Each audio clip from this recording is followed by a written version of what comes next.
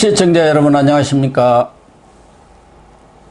1월 4일 시사정담 시작하겠습니다. 시청자 여러분, 국민의힘 윤석열 대선 후보가 선대위 전면 개편을 위한 숙고에 들어간 가운데 윤 후보가 김종인 총괄선대위원장 원톱 체제로 가느냐, 아니면 사직생의 자세로 윤 후보 중심 체제로 가느냐 중 어떤 선택을 할지, 어떤 결단을 내릴지에 모든 관심이 쏠리고 있습니다. 금명간 드러날 윤석열의 결단의 방향과 전망, 김정기 동국대 석자 교수님과 진단해 보도록 하겠습니다. 김 교수님, 어제 네. 김종인 총괄선대위원장이 선대위 전면 개편 안을 제시를 하면서 선대위원 전원, 그리고 김기현 원내대표를 비롯한 원내 지도부, 예. 나아가서는 당직을 맡은 국회의원들까지 전원 총사퇴하면서 윤 후보에게 선택을 이름을 했습니다. 그렇습니다. 네. 그래서 지금 윤 후보는 당사에 나오지는 않고 자택에 직거하면서 여러 사람들로부터 선대위 개편과 관련한 의견을 수렴하고 있는 것 같아요. 뭐 그 이전에도 쭉 숙고를 해왔겠습니다만. 그렇죠. 그래서 빠르면 오늘 늦게, 뭐 내일 늦어도 내일까지는 개편에 큰 틀이 나오지 않겠나 이렇게 보여지는데, 과연 김종인 원톱 체제로 갈 건지, 네. 윤석열 진짜 중심 체제로 저쪽 민주당의 이재명처럼 그렇게 갈 건지, 어떤 선택을 할 건가, 이게 지금 관심사인데 어떻게 보세요 지금 전체적으로? 처음에 변화를. 김종인이 그 소위 말하는 이 쿠데타를 했을 때 즉각적인 그 윤석열 후보의 이 반응으로 봐서는 사실은 그 윤석열 후보 중심 체제가 유력했는데요. 저녁이 돼 가지고는 조금 그 평정심을 찾으면서 좀 더 숙고의 시간을 가지고 조속한 시일 내에 결단을 하겠다라고 이야기했는데, 지금 현재 이제 두 가지잖아요. 김종인이 제시한 총괄 선거본부입니다. 총괄 선거본부 안을 수용하는 경우가 있고요. 총괄 네. 선대본부죠. 그렇죠. 총괄 선대본부죠. 예, 요 안이 총괄 상황본부는 이제 조금 명칭을 바꿔서 총괄 선거대책본부, 선대본이 되는 거죠. 네네. 그렇게 되고, 또 하나는 이제 그 김종인을 배제시키고 후보 중심 체제로 가는 경우가 있는데, 후자의 경우는 이제 현재 국회의원들 중심으로 해서 김종인 이제 측근들의 생각인 것 같고, 전자는 김종인하고 이준석의 생각인 거죠. 그렇죠. 이게 지금 충돌을 하고 있는데요. 사실은 어떻게 보면은 이런 충돌은 충분히 예측 가능했던 시나리오입니다. 그렇죠. 왜냐하면은 처음에 김종인 대표가 총괄선대위원장직을 수락하는 조건으로 요구 조건을 여러 가지 내세웠잖아요. 그 중에 하나가 이제 일종의 기득권으로 상징되는 이 캠프를 전격적으로 해체해라, 이랬거든요. 그렇죠. 그래서 백지에서 내가 선대위를 그리겠다 했는데 그게 사실 뜻대로 안 됐잖아요. 이제 그러면서 이제 이런 충돌은 충분히 예상이 됐는데, 지금 뭐 선대위가 출범한 지 한 달이 이제 지난 상황에서 이제 터져버렸는데, 가장 최근에 이렇게 되었습니다. 사실은 그 총괄위원장 아래로 뭐 상임 공동위원장이 있지만 형식적인 자리고요. 6본부가 있잖아요. 6본부 중에 5본부장을 김종인 위원장이 총괄을 맡기 전에 인사를 해버렸어요. 그리고 이제 유일한 인사 공간은 종합상황본부 하나만 남아 있었고, 그래서 이 하나를 가지고 이제 수용을 하면서 1개월 동안 끌어왔는데, 문제는 그 수면 아래에서 이런 이야기들이 많이 있었죠. 그 김종인 대표의 강력한 요구에 따라서 비서실에서 하는 메시지, 일정, 정무 기능을 종합상황본부로 옮겨라. 이관을 해달라. 이관을 요구를 했죠. 요구를 했고, 후보도 오케이 했어요. 오케이를 했는데, 제가 직접 현장을 가봤습니다. 이 상황본부를 직접 방문을 했는데 이관이 안 됐더라고요. 왜냐하면 제가 본 종합상황본부라는 자리는 선거로 전쟁으로 치면은 그 컨트롤 타워잖아요. 그렇죠. 정신이 없어야 되는데 너무 평화로워요. 그래요? 제가 느낀 거는 독서실 수준이었고 그다음에 이제 종합상황본부장이 독서실의 총무고 그다음에 이제 6실장 있잖아요. 예. 그 김종인이 날고 긴다는 6실장, 금태섭, 정태근, 뭐 김건식 측근들을 6실장에 앉혔잖아요. 네. 6실장이 독서실에서 공부하는 학생들 같아서요. 이런 간막이 딱 돼 있고 요만한 책상에 컴퓨터 하나 놓고 하루 종일 서 있는 것 같아요. 앉아 있는 것 같아요. 아무 일도 안 하고. 왜 거기서 제가 평화를 봤습니다. 그래서 제가 물었어요. 왜 이리 컨트롤 타워가 평화로우냐? 전시에 그랬더니 뭐 질문에 대한 답은 안 나오고 어쨌건 그 메커니즘을 이제 제가 대강은 간접적으로 파악을 할 수가 있었는데 결국은 이제 김종인 대표가 생각했던 메시지 일정 정무 기능이 안 왔다는 거죠. 형식적으로는 이제 이 양강 조정 회의가 있어요. 임태희 건성동 양강 조정 회의에서 조정의 과정을 거쳤지만 실제로는 비서실 중심으로 해서 전부 다 상황본부에서 올라오는 것들이 킬되는 구조로 갔던 것 같아요. 그러니까 최종적인 의사결정 주체가 후보 최측근 그룹으로 가득 차 있는 비서실이 실질적인 컨트롤 타워 역할을 하다 보니까 갈등이 안 생기겠습니까? 그리고 종합상황본부는 일할 의욕이 없었던 거죠.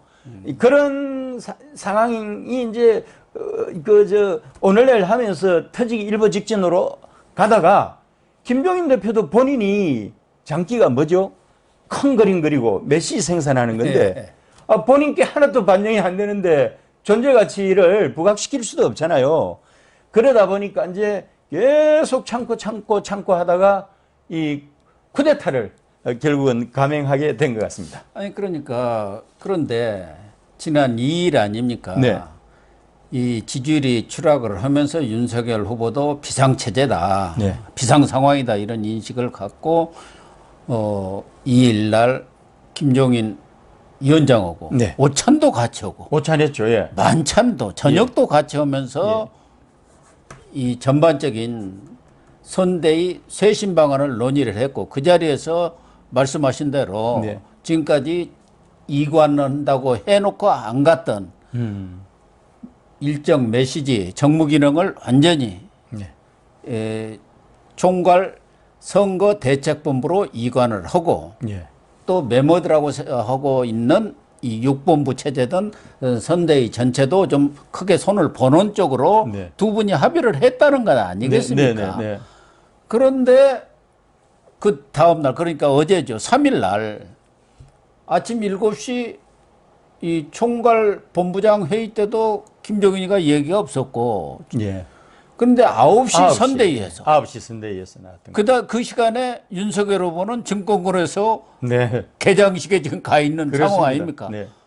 윤석열 후보하고는 전혀 상의가 안 된 상태에서 2일 날 그렇게 매듭을 지었는데 3일 날 김종인 위원장이 전면 개편하겠다. 네. 이렇게 지금 일방적으로 발표를 했고 그게 이제 이른바 김종인 구태타다. 아니면 예. 다른 사람들은 김종인 이준석 합작 구태타다. 예. 그러니까 윤석열하고는 패싱해버리고 후보하고는 밖에 나가서 지금 사고 치고 다니는 이준석하고 얘기를 협의를 해갖고 그렇게 발표를 해버렸다는 거가 지금 알려진 정설이란 말이에요. 그렇죠. 이제 그런 부분에 대해서 윤석열 후보가 뒤늦게 듣고 바로 달려왔다는 거 아닙니까? 일정 다 취소하고 그래갖고 화를 많이 냈는데 이제 나갈 때는 서로 통화도 김종인 위원장한테 뭐 설명도 듣고 어쩌고 하면서 좀 누그러졌다는데 두 분이 예. 불가불이잖아요.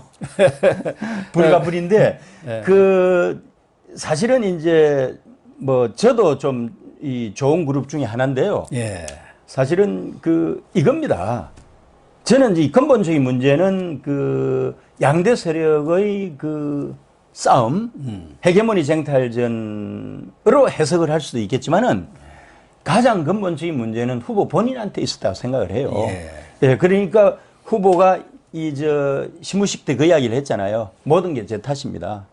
제 잘못입니다라고 이야기를 했듯이 어제도 그렇게 얘기하고 네네. 나갔지 않습니까? 후보가 이제 예를 들어서 이런 거죠. 이제 김종인이 생각하는 후보상은 본인이 감독이고 후보는 배우인데 예를 들어서 감독으로서 팀을 이끌어서 메시지를 생산해서 주면은 그냥 그대로 그 연기만 해주기를 바라는데 후보도 캐릭터잖아요. 그러다 보니까 나도 좀 알아.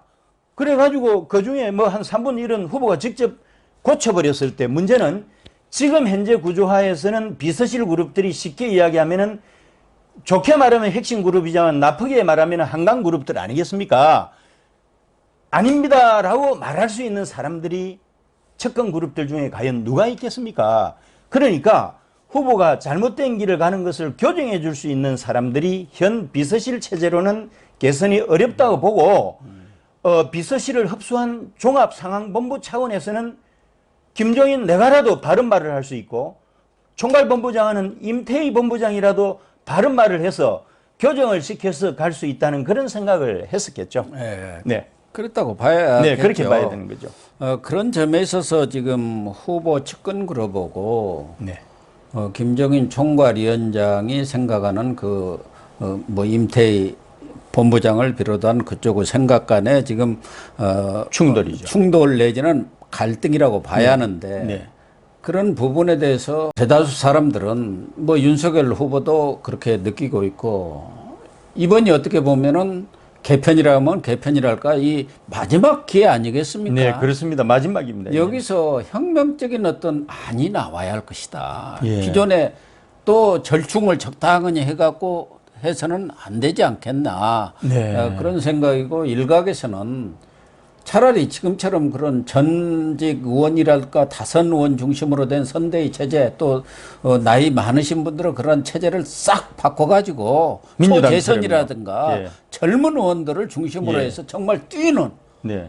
기동력 있는 네. 몽골 기병 같은 예. 그런 선대위 체제를 만들었고 죽게 아니면 까무러치고 같이 살아도 살고 경우에 따라서는 안 돼서 뭐 잘못되면 깜빡이더라도 같이 가겠다. 네. 이런 각오를 가진 사람들이 진짜 핵심이 돼갖고 뛰어야 되지 않겠느냐. 그런 의견을 또 제시하는 사람들도 많거든요. 측근 그룹들은 뭐 아마 운명 공동체로서 그 정도 네. 각오는 돼 있겠죠. 그런데 이제 외부에서 지금 들어온 뭐 김종인 그러니까 내지는 외부, 목리 뿌리는 어떻게 보면 이준석 외인 같은 부대. 외인 부대, 나쁘게 말하면 독일 용병인 김종인, 이준석 같은 이런 사람들은 사실은 후보에 대한 충성도라든지 우리 당에 대한 애당심이나 국가에 대한 애국심이 좀 저는 좀 덜하다고 생각을 해요. 독일 용병 아주 말 좋네요. 독일에서 공부했으니까. 예. 그래서 사실은 지금 어느 일방이 헤게모니를 잡아가지고 이 다른 일방을 상처를 주는 시스템은 선거를 몇십일 앞둔 현 예. 타이밍상 옳지 않습니다. 그러니까 상호 윈윈할 수 있는 이 윈윈 스트래티지로 이 전략으로 이제 갈 수 있는 방안인데요. 예, 어떻게 간단합니다. 그냥 이렇게 생각하면 돼요. 김종인이 요구하는 총괄 선대본부 있잖아요. 예. 그거 받아들이면 돼요. 예. 받아들이는데 그건 어떻게 받아들이는 하느냐. 걸로 되어 있잖아요. 예, 받아들여서 윤석열도 그렇게 하겠다는 거예요. 조직도의 최상위로 놓고 예. 그 대신 여기서 뭐를 하느냐 하면은 실질적인 이런 현재 종합 상황본부 일하고 비서실 기능 중에서 전략, 정무, 일정을 이쪽에 이제 주가지고 그렇게 해서 이 일을 주로 하면서 나머지 6본부 있죠. 예. 6본부도 사실은 저는 해체하는 거 반대합니다. 왜냐하면은 그거는 6본부가 거기대로 할 일이 다 있어요. 6본부가 몇 개월을 지금 왔고 여기에 이 생사를 거는 사람이 전국에 수만 명인데 그럼. 이거를 해체시키면은 국회의원들이나 당협위원장들은 250여 개 이 지구당으로 가서 올인해서 선거운동하면 되지만 나머지 사람들은 마이너스 게임이잖아요. 굳이 해체할 필요가 없죠. 아니 직능본부만 하더라도 네, 거기에 그렇습니다. 뭐 하다못해 요식업에서도 미용 그렇죠. 온갖 여러 가지 직능에 있는 조직들이 거기 또 다 들어가 있습니다. 임명장 다 줬거든요. 다 주고 그런데 이제 아니야. 이렇게 하면 이 사람들이 선거운동 하겠습니까? 그럼. 지금 한 명이 그리운데 그래서 저는 6본부 체제는 어차피 선거철에 돌아가요. 어느 데인데 다 있습니다. 굳이 총괄 선대본부에서 이래라 저래라 안 해도 그냥 돌아가서 마이너스 게임보다는 최소한 플러스 게임을 해요. 그런 지적이- 왜 지금 건드립니까? 그런데 김종인 대표는 옛날에 본인이 우리 당의 비대위원회 위원장을 와가지고 비대위 만들어서 봉숭아 학당 해가지고 짜르로 군림했던 달콤한 추억이 있잖아요. 예. 그리고 우리 당 전체 조직을 관리한 적은 없습니다. 오로지 비대위만 관리하면서 봉숭아 학당의 비대위원들 꼬마들 앉혀놓고 메시지 생산은 본인이 독점하면서 예. 1년 동안 즐겼던 그 과거가 생각이 나서 슬림화 시켜서 오로지 본인의 통제 범위 안에 있는 조그마한 조직으로 해서 선거 치르라는 건데 이거는 시대착오적인 판단이에요. 예. 그러니까 김종인 대표의 이 안은 받아들여서 정말 김종인 대표가 원하는 메시지 생산 당신이 하시오. 연설문 하시오. 일정 잡으시오. 그다음에 그래. 정무 하시오. 그러니까 주라는 그렇게, 거예요. 예, 주어버리면 돼요. 돈도 주고 사람도 주고 예. 그리고 조직 당신 하고 싶은 대로 그냥 조직 확대 무한대로 해라. 지원해 줄게. 하면 되잖아요. 예. 왜 그걸 못 하느냐고요. 근데 지금까지 그게 안 됐던 게 소위 말해서 윤핵관이라고 하는 건성동, 그다음에 장재원, 그다음에 윤한웅과 같은 이런 그 기득권 세력들이 말하자면은 후보 비서실 주변에 행행하면서 이거를 또 가로막았던 측면도 있어요. 그러니까 그래서 솔루션을 그러면은 윤 후보도 반성을 해야 돼요. 왜냐? 이렇게 양자가 갈등하면은 본인이 용인수를 발휘해가지고 접점을 찾아가지고 문제 해결을 해야지 1개월이 지나도록 지금까지 방관한 거는 후보도 전적으로 책임이 있다는 겁니다. 그래서 후보 본인이 다 내 탓이다. 예. 내 불찰이다. 내 잘못이다고 이렇게 얘기를 했고 심기일전을 하겠다. 그래서 네. 시무식 때도 선대위 신발 벗고 큰 절을 국민들한테 한 그렇죠. 거 아닙니까? 그래서 다 바꾸겠다. 모든 것을 뜯어 고치고 우선 자기부터 완전히 바꾸겠다. 그런 자세는 갖고 있는 것 같습니다. 그러니까 이렇게 가시적으로요. 그 조직도 보내주고 그 권성동 사무총장 같은 경우 우리 이제 종합지원본부장 하면서 실질적인 총괄본부장 하잖아요. 예. 그냥 선대위에서 손떼게 해서 사무총장만 해도 예산금만 가지고서도 권력 통제를 할 수 있습니다. 그리고 윤한홍이 일부총장으로서 전략기획부총장이잖아요. 그 두 사람이 당직을 핵심 주요 당직을 가지고 있는 것만 해도 충분히 이 김종인 체제에 대해서 견제와 균형을 유지할 수 있거든요. 굳이 왜 이 사람들을 선대위에 이 종합총괄지원본부장, 당무지원본부장 이름으로 이렇게 언저리에 앉혀가지고 비서실 주변에서 행행하면서 권력을 행사하게끔 이렇게 만들어서 갈등 요인을 만드느냐고요. 간단한 문제인데. 그래서 김종인 이제 중심으로 갔을 때 체제를 이제 수용을 했을 때 이런 거지만은 지금 당내 반발이 심해요. 김종인에 대한 최대 엔티 세력이 현역 국회의원들입니다. 어총에서요. 어총에 이준석이는 무서워서 가지도 못하고 김종인만 갔습니다. 어총에서는요. 결의를 했습니다. 후보가 정권을 가지고 당과 선대위 개편을 주도해야 된다. 표면적으로는 김종인 대표가 쥐고 있던 정권을 윤 후보한테 넘기라는 메시지로서 우리 국회의원 전원은 김종인이 아니고 윤 후보에 있다 하는 그 강력한 그 의지를 표명한 것이고요. 그렇게 이제 했고 또 나아가서는 김기현 원내대표하고 김도읍 정책위의장 현역 의원 중에서 최고 센 사람들 아닙니까? 두 분 다 또 최고위원을 겸하고 있습니다. 최고위원 겸하잖아요. 사퇴했습니다. 예. 이 두 사람이 왜 사퇴를 했겠습니까? 그러니까요. 지금 현재 이 목리만 뿌리고 있는 그리고 김종인하고 사실은 두 사람이 짜고 치는 판이잖아요. 판인데 이 두 사람이 뭐를 원했겠습니까?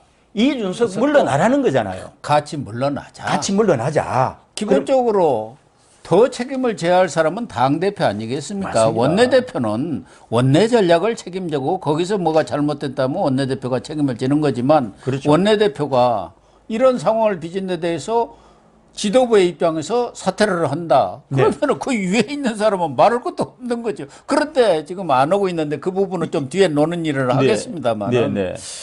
어쨌든 지금 말씀하신 대로 의원들 입장은 윤석열이 진짜 힘을 갖고 모든 것을 윤석열 중심으로 해 나가라는 게 지금 의총에서 대체적인 의견 아니었겠습니까? 네, 그렇습니다.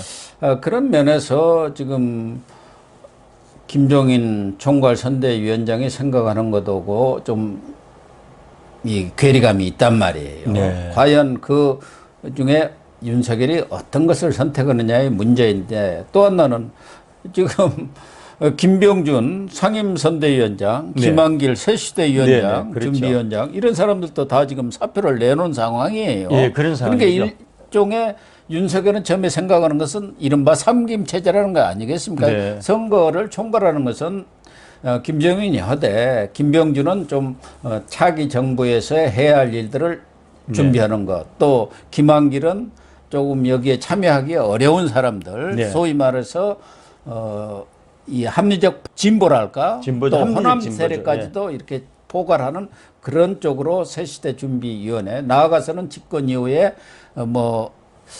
집권 새로운 집권 이런 것까지를 지금 구상을 해왔는데 거기도 지금 조직이 다 되어 있어요.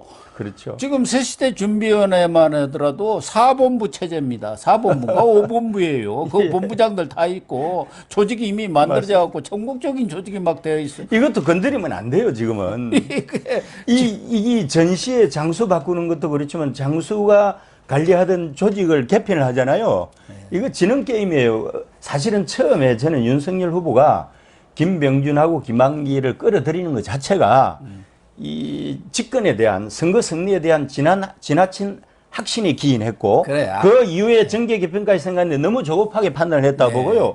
왜냐하면 이 사람들이 투표에는 그렇게 도움되는 사람들은 아니고 그 신재영과 누구 불렀다가 예, 지금 그것도 마찬가지예요. 이게 큰 분란을 일으켰고 20대들이 돌아서는데도 큰 영향을 미쳤다는 아니 거예요. 대통령도 안 된 사람이 대통령이 되고 나서 정계 개편에 필요한 사람들과 그 조직을 지금 만든다는 게 애초에 갈등 요인을 가지고 있는 사람들을 끌어들였던 거니까 이 부분에 대해서도 후보는 반성을 해야 됩니다. 그러나 이미 상김체제가 구축된 걸 지금 수술하는 거는 정말 어리석은 짓이에요. 손대면 안 됩니다. 그냥 가야 되는 거죠. 그리고 김종인 대표도 여기까지 너무 과도하게 요구하면은 양반도 문제가 있는 거예요. 선장으로서.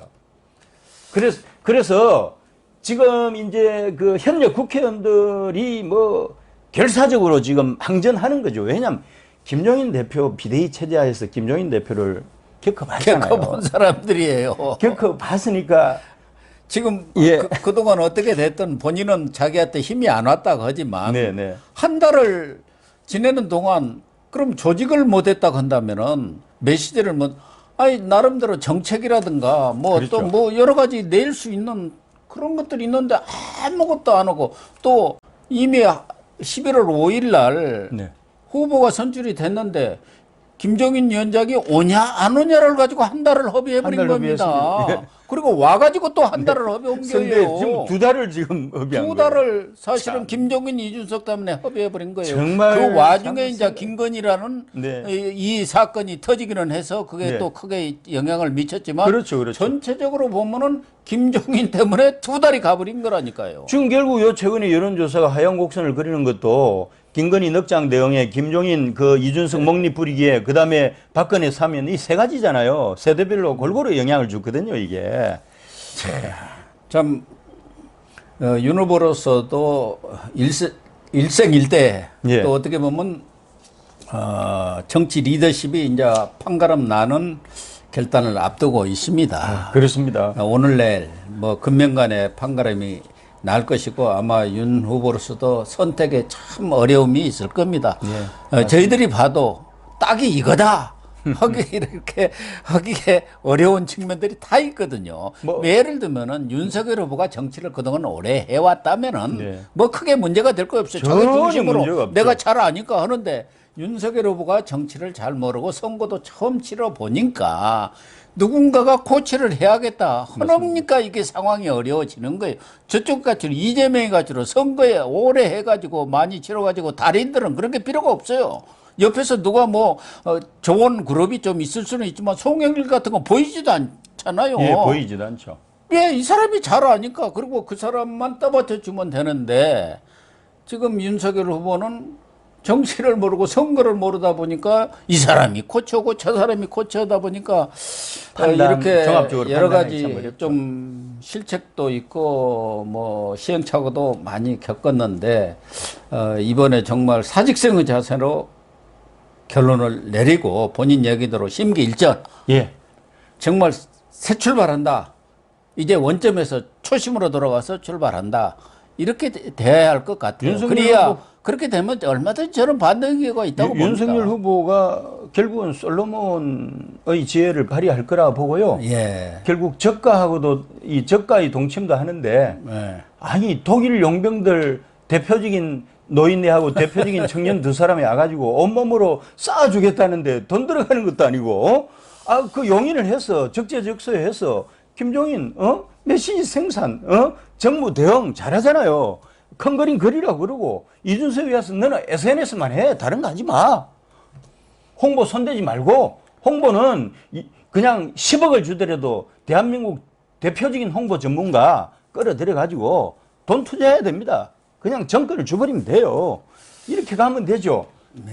그래서 저는 기본적으로 현역 의원들하고 생각이 다릅니다. 어촌결의는 일단 가려없자는 이야기잖아요. 그리고 나중에 뭐 또 말씀을 드리겠지만은 없자는 건데 이 전쟁 중에 장수 이렇게 교체하는 거 아닙니다. 그냥 좀 부족해도 저가도 동침을 하는데 아니 자원에서 이렇게 일해주겠다는 독일 용병을 잘 쓰면 되는 거지. 왜 그걸 용인을 못 하느냐고요. 그러니까 윤석열 후보의 일부 측근들도 네. 지금 마음에 안 들더라도 어떻게 하느냐. 맞습니다. 안고 가는 방법이 밖에 없고 그것밖에 또 없습니다. 김종인이 내놓은 새 신안에 대해서 네. 국민들이 지지한다면 그 방안을 따를 수밖에 없지 않느냐. 예. 이런 의견도 또 윤석열 후보 일부 측근들은 내놓고 있기 때문에 윤석열 후보도 그런 의견도 듣고 또 뭐 의총결의라든가 또 다른 의견도 들으면서 최종 결단을 할 수밖에 없죠. 그게 이제 오롯이 윤석열 몫입니다. 윤석열 몫이죠. 그리고 또 한 가지는 윤석열 주변에 있는 측근들 있잖아요. 이 사람들이 이제 선거 전쟁에서도 목숨을 바치겠지만은 또 선거 이후에 또 자기들이 기대하는 게 있잖아요. 전리품. 그거야 뭐 사람이 인지상정이죠. 그러면은 띄워놓고 그러지. 예를 들어서 이런 거죠. 자기들이 완전히 뭐 자원봉사, 노력봉사만 하겠다는 사람이 그럼요. 세상에 어디가 있겠습니까? 자기들이- 정치를 하는 사람들인데. 자기들이 선대위에서 배제되면은 예를 들어서 나중에 전리품 챙기는데 지장이 있다고 생각하는 사람들 절대 걱정 마시라. 지금 대통령 후보의 권력과 대통령 당선인의 권력은 하늘과 땅입니다. 그리고 어려운 시기에 경선하면서 어깨동무하면서 고생했던 원래 그 기득권 세력들이 정이 더 가겠어요. 용병으로 들어온 사람한테 정이 더 가겠어요. 왜 지금 김종인한테 통 큰 양보를 하고 한번 해봐라고 하고 좀 더 통 크게 이렇게 하지를 못하느냐. 좁쌀 영감들처럼 굴지 말고 대성적으로 좀 판단하라. 이런 이야기입니다. 아무튼 결론적으로 윤석열 후보의 결단을 네. 기다리기로 해보겠습니다.